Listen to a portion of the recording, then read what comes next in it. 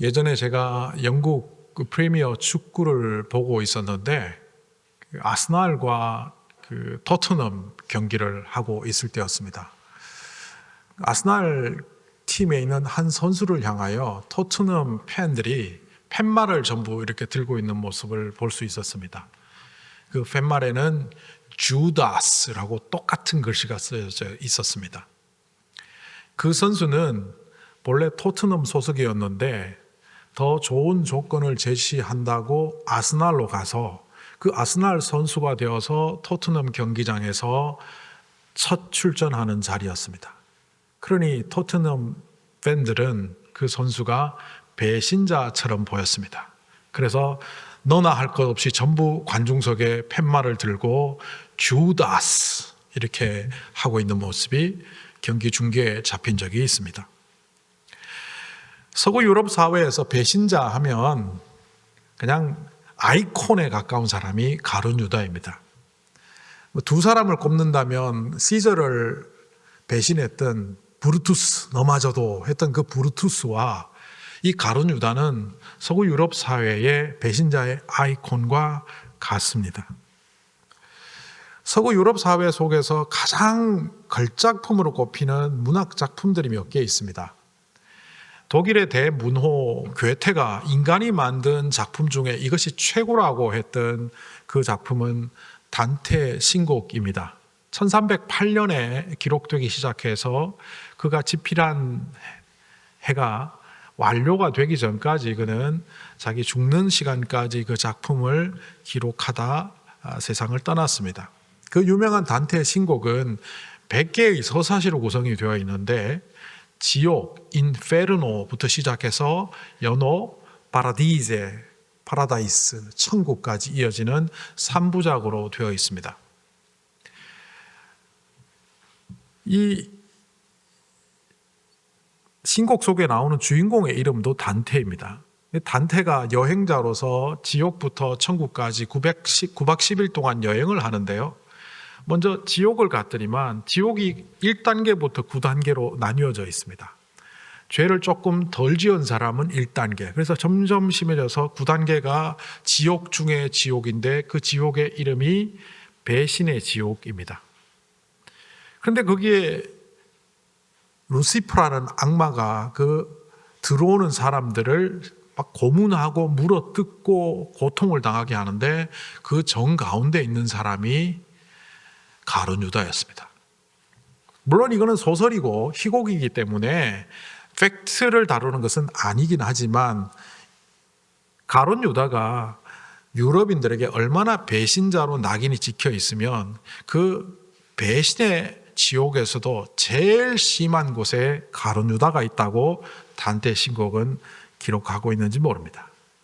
그런데 우리가 오늘 말씀을 보면서 배신의 현장에 서 있는 가룟 유다의 모습을 보면서 이런 질문을 하게 됩니다. 그가 왜 배신을 했을까? 3년 동안 예수님을 따라다녔고 여러 제자들 중에서 12명에 꼽힌다는 것은 이건 대단한 선택인데 12사도에 들어갈 수 있는 그가 왜 이렇게 예수님을 배신했을까?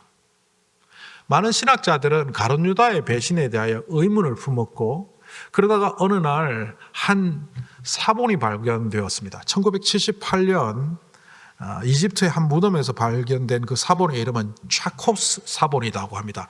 The Codex of Chakos라고 하는데 그 내용의 일부 한 26쪽 정도 되는 내용이 The Gospel of Judas, 그러니까 유다의 복음이라고 되어 있습니다.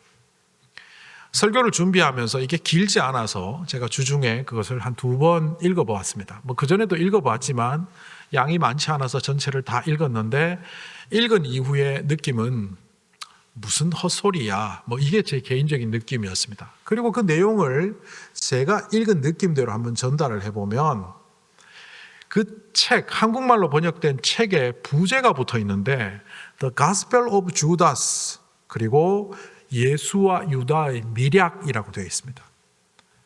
단순히 예수를 어떤 일 때문에 부인하거나 배반한 것이 아니라 그것을 은30 때문에 팔았던 것이 아니라 뭔가 비밀이 있을 것 같다라고 생각했던 학자들이 결국 이 사본을 통해서 학설을 펼치는데 그 내용은 다름 아닌 유다복음에 있는 그 내용입니다. 제가 읽어보니까 초기 신약교회의 가장 큰 이단이었던 영지주의의 영향을 이 유다복음 많이 받았습니다. 뿐만 아니라 성경 외적인 신화적인 요소가 상당히 들어가 있어서 이거는 기독교적이라고 할 수 없는 그런 요소들이 있습니다. 자, 그런 걸 다 차치하고라도 이 유다복음은 뭘 얘기하려고 하나 보니까 다른 제자들, 베드로를 비롯한 다른 제자들은 예수님이 누군지 정확히 몰랐습니다. 그래서 예수님이 십자가에 돌아가신다 했을 때 그걸 방해하고 막으려고 했지만 가룟 유다만은 제대로 알았다는 겁니다. 그 책에 나오는 내용을 말하는 겁니다. 그래서 예수님이 십자가에 돌아가시도록 속되게 말해서 길 닦은 사람이, 배신이라는 방법을 통해서 길 닦은 사람이 가룟 유다이기 때문에 예수님과 대화를 아주 많이 나누었던, 유다복음에 나오는 내용입니다. 아주 많은 대화를 나누었던 그는 예수님을 알았고 예수님의 사역을 알았기 때문에 십자가로 돌아가시도록 인도했다. 그게 하나님의 사역을 이루는 구원 역사에 동참하는 거다. 자, 이걸 근거로 유명한 신학자들조차 논문에서 뭐라고 말하는가 하면 하나님의 사역을 위해서 유다는 나름대로 애쓴 사람이다. 그러니까 유다가 왜 배신했을까? 잘 설명이 안 되는 요소를 그가 예수님을 십자가로 하기 위한 역할을 감당했다. 그런 말입니다. 그런데 이 이야기에, 이 논리에 대단한 맹점이 있는 거 아십니까? 그 맹점은 가룟 유다가 배신하지 않았다면 예수님은 십자가에 돌아갈 수 없었다는 요겁니다. 가룟 유다가 배신하지 않더라도 예수님은 십자가에 돌아가셨을 거고 그 십자가에 돌아가심은 우리를 구원하기 위한 하나님의 섭리였는데 고작 가룟 유다의 배신이 없었다면 그 일이 일어나지 않는다는 이 전제는 말이 안 되는 거죠. 에스더 4장에 보면 모르드게와 에스더가 이야기를 나누는 장면이 나옵니다. 하만이라는 고위직에 있는 사람이 황제의 측근으로 유대인들을 미워하여 유대인들을 몰살시키려고 하는 계획을 허락받습니다. 그리고 날이 다가올 때 모르드게는 에스더를 찾아가서 말을 합니다. 당신이 나서야 합니다. 당신이 왕후가 되고 황제의 부인이 된 것은 이때를 위함일지도 모릅니다. 그런데 에스더가 머뭇거립니다. 그때 남편은 그 유명한 크세르세스, 아주 그저 유명한 사람입니다. 포악하고 자기의 전 황후였던 와시를 말 안 듣는다고 바로 쫓아냈고 추후에 사형시킨 사람입니다. 그러니 에스더도 자칫 잘못 황제가 원하지 않는 행동을 했다가 죽임당할 수 있다는 두려움 때문에 머뭇거릴 때 모르드게가 그에게 이렇게 말합니다. 왕후께서 입을 다무고 계시면 유대 사람들은 다른 곳에서 도움을 얻어서 구원을 받을 것입니다. 그러나 왕후와 왕후의 집안은 왕궁에 있다고 안전하지 않고 멸망받을 겁니다.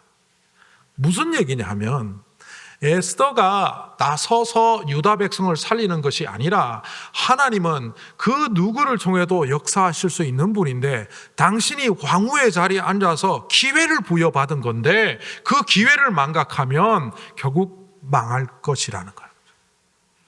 하나님의 섭리와 하나님의 계획에 대한 이해는 모르드게처럼 이해해야 합니다. 가룟 유다가 그걸 배신 안 했다고 해서 예수님이 십자가에 안 달리신다, 이런 말도 안 되는 유다복음은 여러분 절대로 사보지 마십시오. 저는 설교를 위해서 사봤습니다. 그러니까 가룟 유다는 어떠한 역할을 감당하기 위하여 예수님을 배신했다는 이 학자들의 주장과 상당한 많은 사람들의 주장, 이른바 다빈치 코드에서도 이걸 깔고 소설을 쓰고 있죠. 이런 건 다 엉터리라는 겁니다. 두 번째, 오늘 말씀에 보니까 유다에게 사탄이 들어갔다. 사탄이 들어갔으니까 사탄의 놀이개가 되어서 배신했나 보다. 사탄의 하순이다. 이러면 쉽겠지만 성경을 볼 때 조금 우리가 수정해야 될 관점이 있습니다. 사탄이 그에게 들어갔다라는 것을 기록한 것은 AD 60년이 지나서 65년경이고 이 사건이 일어난 것은 AD 30년에서 33년 그 사이에 일어났다면 기록한 것이 현장의 동시간대가 아니라는 겁니다. 가룟 유다가 배신한 것을 왜 배신했을까? 그거 따라다니면서 3년이랑 우리와 똑같이 제자 노릇하고 그 나름대로 복음도 전하고 둘씩 짝지어서 갔을 때 그 사람을 통해서 병자도 낫는 것을 내가 보았는데 그 사람 왜 배신했지? 한때는 헌신했잖아. 사탄이 들어갔구나라고 해석하는 겁니다. 가끔 우리가 이런 말 하죠. 10년 전, 20년 전 자기가 판단하고 결정한 것을 보면서 내가 그때는 정신이 돌았지. 그때 제정신이 아니었다, 미쳤다. 이거는 정신병원에 갈 만큼 돌았다는 뜻이 아니라 왜 내가 그런 판단을 했지? 이해가 안 되네. 그건 미쳤다라고밖에 설명할 수가 없어. 바로 그런 표현입니다. 30년이 더 지난 이후 가룟 유다의 행동을 볼 때 이거는 사탄이 조종했다고 말할 수밖에 없는 그런 어처구니 없는 상황이었다는 겁니다. 그럼 왜 배신했는가? 성경에서는 상당히 돈 때문에 배신한 것 같다라는 직접적인 표현은 없지만 그런 뉘앙스를 줍니다. 우리 누가복음에는 그 이야기가 정확히 드러나지 않고 있지만 다른 복음서에 보면 가룟 유다의 배신과 배신이라는 이 이야기 중간에 하나의 사건이 들어가 있습니다. 그것이 그 유명한 옥합을 깨트리는 여인의 이야기입니다. 나드 한 건이 든 설화, 그러니까 대리석 속에 있는 그 옥합을 깨트리며 예수님께 헌신했던 그 여인의 이야기는 나드라는 것이 굉장히 비싸고 또 왕의 장례식 때 사용되는 것이기 때문에 그 여인은 감사함으로 했지만 예수님은 그것을 나의 장례를 준비하는 거다라며 굉장히 높이 평가했습니다. 그때 한 사람이 돈 계산을 합니다. 저거 300데나리온인데 당시에 그 계산법에 의하면 150일 동안 받은 일당을 1년 연봉으로 계산하는 로마의 계산법이 있습니다. 그러니까 300데나리온이라는 것은 2년 연봉입니다. 1데나리온이 하루의 수입이라고 했을 때 2년 연봉을 깨트리는 걸 보고 너무 아깝다라면서 그가 이렇게 말합니다. 저것을 가난한 사람들을 위해서 주지. 왜 이렇게 낭비하지? 예수님께서는 그것을 가난한 자는 늘 너희들과 함께 있지만 나는 너희들과 함께 있지 않으니 이 여인의 행위는 굉장히 높이 평가할 것이다 라고 했습니다. 그런데 요한복음의 요한은 이렇게 그 상황을 평가합니다. 그는 가난한 사람을 생각해서가 아니라 그는 도둑이어서 돈자루를 맡아가지고 있으면서 거기에 든 것을 훔쳐가려고 했기 때문이다. 가룟 유다는 돈 욕심이 있고 재정이 투명하지 않았던 사람으로 보입니다. 그러나 AD 30년경에 제자 공동체 가운데 총무 역할, 재정위원장 역할을 감당했다는 것은 그 제자 공동체 가운데 인정받는 사람이었고 능력 있는 사람이었고 책임질 만한 여러 가지 상황을 갖고 있던 사람이었습니다. 그런데 그가 세월이 지나고 보니까 요한복음은 AD 90년 가까이 되어서 기록했으니까 지나고 보니까 그 사람 재정 담당했을 때 재정사고 많이 났어. 그러고 보니까 그 도둑놈이었네. 이런 평가입니다. 어쨌든 왜 배신했는지 돈 때문에 은 30? 은 30이 적은 돈은 아닙니다. 가치 기준에 따라서 다 다르지만 노예 한 명을 살 수 있는 돈이다 이렇게 말하기도 하고 그것보다는 좀 적은 돈이다 이렇게 말하기도 하니까 정확히 이 돈이 얼마의 가치인지는 모릅니다.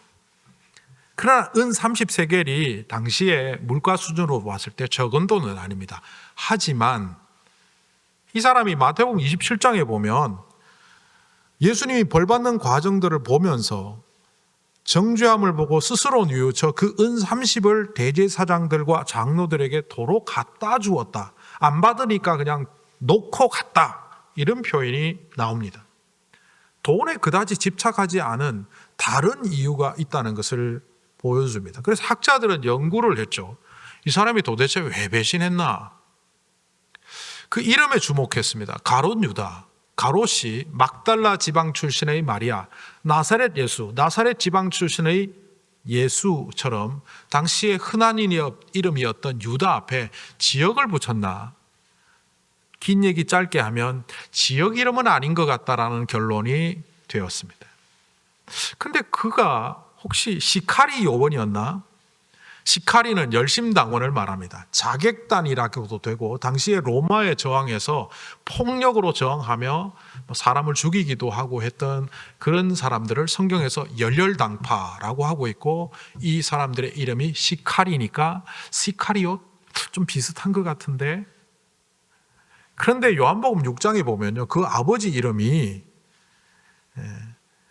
시카리옷 시몬이라고 되어 있습니다. 그러니까 시카리옷은 어떤 자객단 혹은 독립군이란 뜻이 아니라 그 가문의 레스트 네임이에요. 아버지 이름이 시몬인데 그 레스트 네임이 시카리옷입니다. 그래서 최근에 나온 학자들은 예후다 이스코리옷, 예후다가 유다입니다. 유다 이스코리옷이라는 이름이 과거에 있었는데, 가룟 유다 100년 전, 150년 전에 있었는데, 이것은 풀어보면 유다 지파를 기억하라. 다르게 말하면 다윗 왕조, 과거에 화려했던 유다의 왕조를 기억하며 그것을 복원하려고 하는 의지가 강한 독립군 가문에서 쓰는 이름이다. 그래서 예수님을 통하여 로마를 쫓아내고 거기에 독립왕국을 만들려고 했는데 예수님이 자꾸 십자가에 못 박힌다고 하니까 실망해서 그분을 버리고 떠난 거다. 이렇게 해석을 하기도 하지만 이 또한 근거가 희박합니다. 돈 때문일까? 아니면 정치적인 성향이 달라서 그랬던 걸까? 무엇 때문일까? 저는 이렇게 말합니다. 가롯 유다는 예수님을 배신한 적이 없습니다. 아니 이단 같은 소리를 하나 당황하지 마시고 들어보십시오. 예수님의 제자들 앞에서 마지막 식사를 하실 때 예수님께서 마태복음에서 26장입니다. 너희 가운데 한 사람이 나를 팔리라 라고 했을 때 제자들은 저마다 나서며 한마디씩 했습니다. 공통적으로 한마디씩 합니다. 마태복음 26장에 이렇게 말합니다. 저마다 말하기를 주님 나는 아니지요 라고 말하였다. 그런데 11명이 다 말하는데 한 명은 말 안 하고 있었습니다. 그때 예수님께서 말을 하십니다. 인자가 넘겨주고 죽어야 이 땅에 복은 오겠지만 나를 팔려고 하는 사람은 이 땅에 태어나지 않았으면 좋았을 뻔했다. 그제야 마지막 사람이 얘기를 합니다. 그 사람이 누굴까요? 가룟 유다입니다. 유다가 말하기를 선생님 나는 아니지요. 모두 퀴리오스 주님이라고 말하는데 이 사람 혼자 라보니 라비어라고 말합니다. 누가복음 4장 5장에 나오는 이야기를 잠깐 해볼까요? 밤이 맞도록 물고기를 못 잡았던 베드로에게 예수님이 오셔서 깊은 데로 가서 그물을 던져라 했을 때 베드로는 이렇게 말합니다. 선생님이 그리 말씀하시니 제가 가긴 가겠습니다. 물론 성경에는 가긴 가겠습니다라고 안 되어 있지만 그 뉘앙스를 살리면 그렇다는 거죠. 선생님이라고 합니다. 사장에서 장모의 열병을 낫게 하셨고 당신은 위대한 선지자 같아요. 그래서 존경해 마지 않습니다. 그러니 당신은 목수 출신이고 나는 업으로 잔뼈를 굵었기 때문에 내 말이 맞지만 그래도 허탕칠하는 셈치고 한번 가보겠습니다 라는 말로 갔는데 2배가 가득하도록 물고기를 잡고 오니 이 사람이 각성을 해버릴 거예요. 이 사람은 사람이 아니다. 그리고 나와서 예수님 앞에 무릎 꿇으며 엎드리며 그가 했던 말은 퀴리오스, 선생님이 아니라 퀴리오스. 선생님은 존경합니다. 그런데 내 생각과 다르면 언제든지 버립니다. 영생을 질문하러 왔던 한 청년이 예수님을 향하여 선생님 어떻게 해야 영생을 얻겠습니까? 예수님이 자세히 상세하게 가르쳐 줬는데 자기랑 안 맞으니까 떠나갔습니다. 바리새인과 서기관들이 예수님께 나와서 했던 말 선생님 당신은 랍비라고 부르는 것은 아무런 의미 없는 호칭입니다. 그 안에 죄에 대한 각성이 일어나고 나는 죄인이고 당신은 주님이고 그러니 나를 떠나십시오 했던 그 베드로의 각성처럼 죄에 대한 각성이 일어나지 않은 사람은 제자가 아닙니다. 성경 그 어느 곳에도 다른 제자들은 예수님을 주님이라고 말하는 반면 가룟 유다는 예수님을 주님이라고 한 적이 없습니다. 다르게 말하면 가룟 유다는 예수님을 온전히 추종한 적도 없고 따른 적도 없기 때문에 배반도 없었다는 겁니다. 그는 자기 생각대로 판단하다가 오 괜찮네, 친하게 지내자, 내 편이구만, 안 맞네, 내 편 아니구만.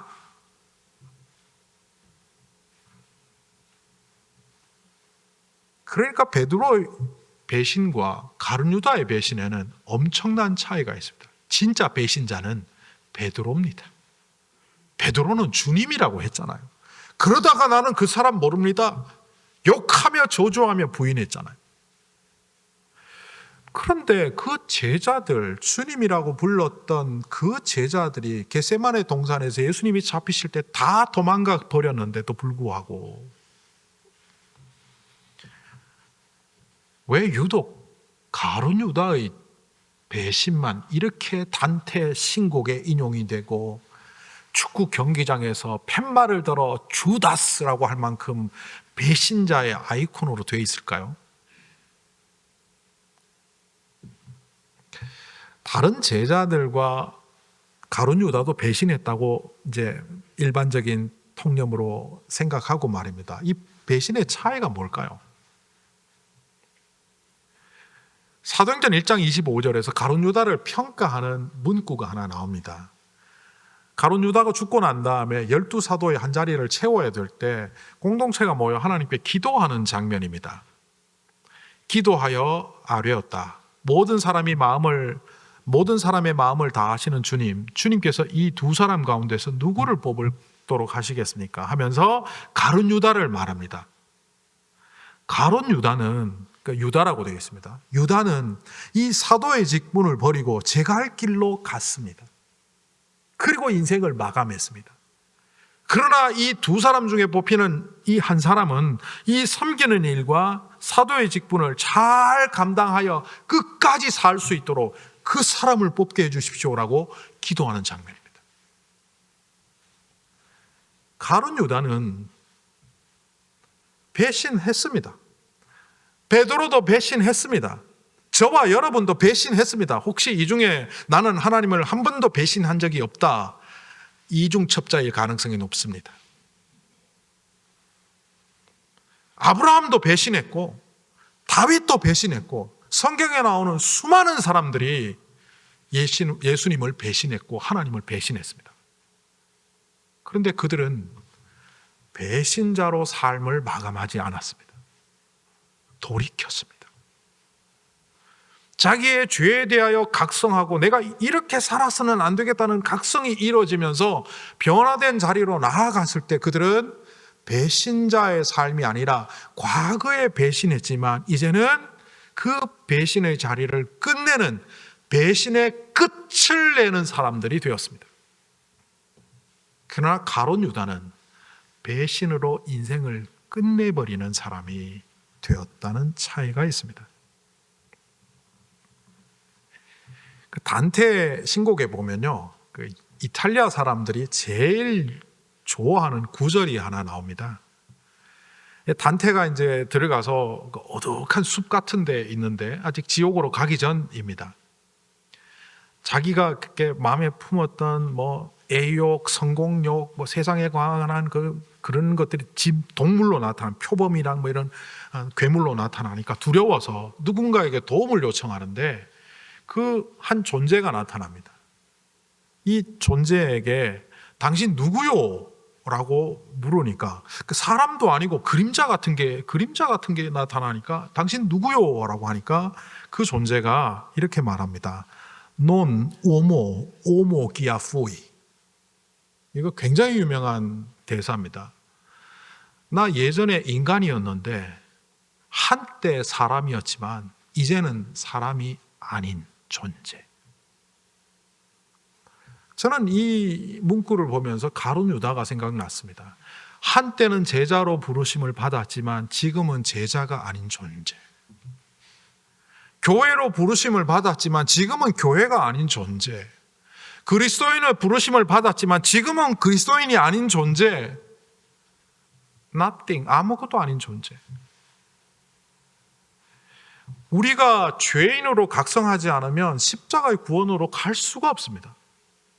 나머지 제자들은 나는 죄인입니다, 주님 나를 떠나십시오 했던 베드로의 각성처럼 자신의 죄를 각성하고 그 죄의 길에서 떠나갔습니다. 베드로 전서에서는 이것을 이렇게 말합니다. 그분께서 친히 나무에 달리사 십자가에 돌아가시사 우리를 죄에 대하여 죽게 하셨다. 이 죄에 대하여 죽는다는 것은 십자가 외에는 구원의 길이 없구나라고 각성하는 겁니다. 강화도에 있는 어떤 한 여성도가 구한말 시대, 조선시대의 신분제 사회 속에 그대로 갇혀 있다가 예수를 믿게 됩니다.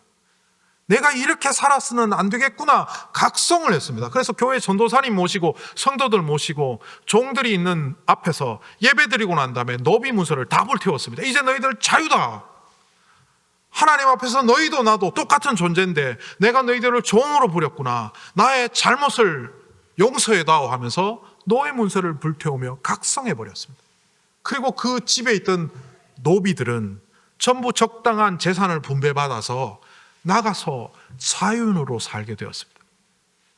죄에 대한 각성이라는 것은 단순히 나 죄인입니다 이게 아니라 예수 그리스도의 십자가가 없으면 나는 살아갈 수가 없고 그분을 놓으면 나는 살 수 없구나. 그래서 그분만 붙잡아야 되겠다고 구세주로 그를 받아들이고 그분만을 위하여 찬양하며 나아가는 그 죄에 대한 각성이 있어야만 제자로 따를 수 있습니다. 주님, 나는 죄인입니다. 나를 떠나십시오 라고 했을 때 예수님은 나를 따르라. 사람 낚는 어부가 되라. 모든 것을 버려두고 예수를 추종하였더라.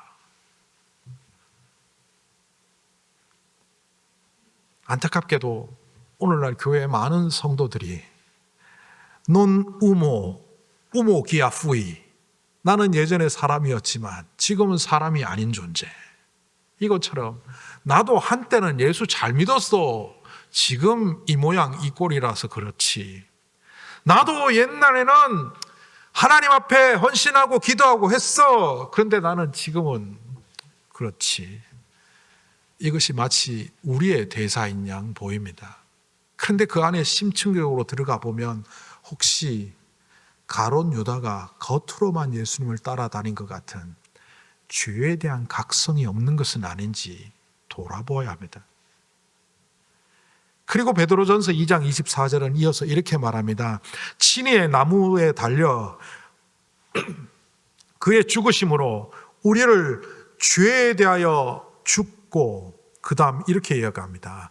의에 대하여 살게 하심이라. 주님이 십자가에 달리신 것은 우리를 죄로 말미암아 죽는 존재로부터 벗어나게 하는 사건, 이것을 베드로는 죄에 대하여 죽는 사건이라고 했습니다. 죄에 대한 각성입니다. 나는 죄인이라는 거죠. 내가 죽고 내 안에 그리스도가 살아야 되는 바로 그 각성이 일어남과 동시에 아하, 이렇게 살아서는 안 되겠구나. 그 각성, 의에 대한 각성이 동시에 일어나야 된다는 겁니다. 그런데 오늘날 교회에서 그리스도인들이 갖고 있는 각성은 구원받고 천국 가면 되지 반쪽짜리 각성, 죄에 대한 각성 뿐이죠.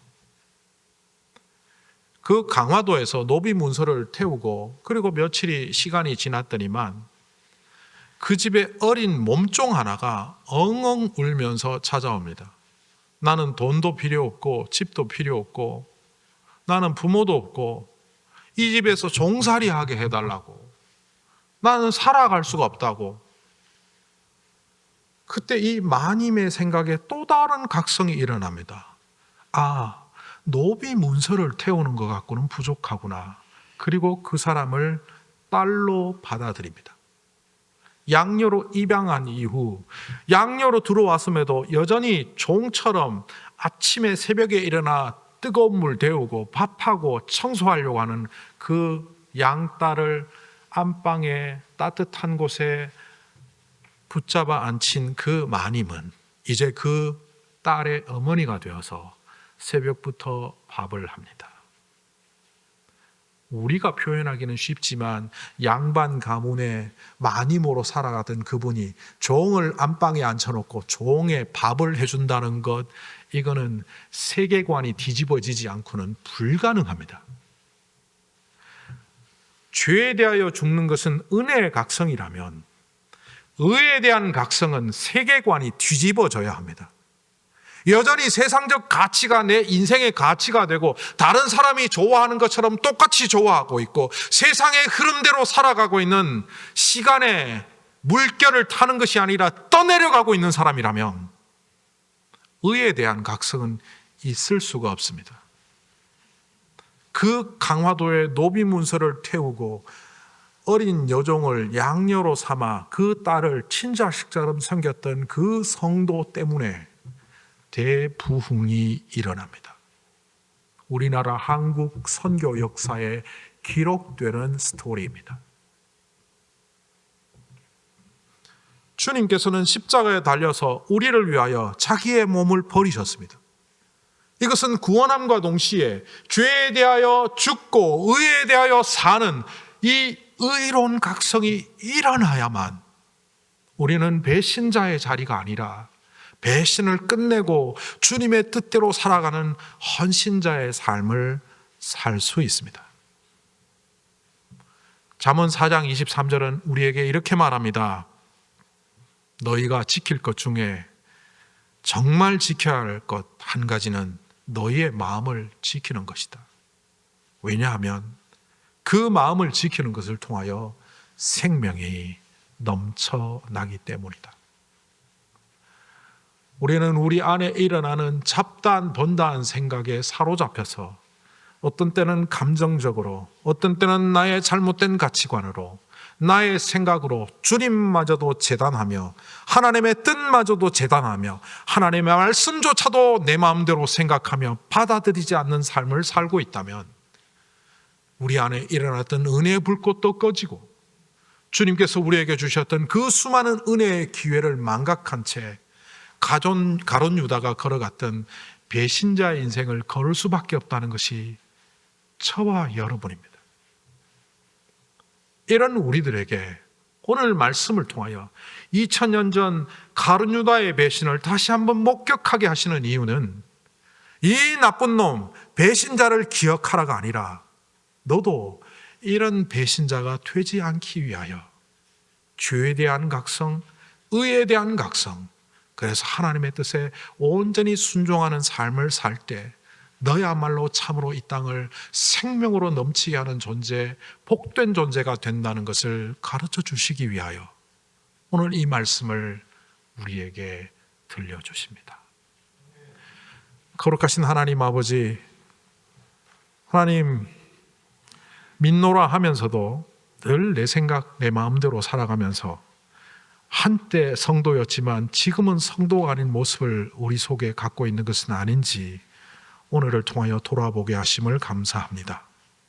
한 번도 주님을 주님이라 부르지 않았던 가룟 유다가 결국 배신자의 삶으로 인생을 끝내버리는 이 어처구니 없는 현실 속에서 우리 또한 마음 놓고 있을 수 없는 자임을 깨달아 죄에 대한 각성, 의에 대한 각성을 동시에 하여 십자가의 예수의 길을 따라가는 우리들이 되게 하여 주시옵소서. 예수님의 이름으로 기도하옵나이다. 아멘.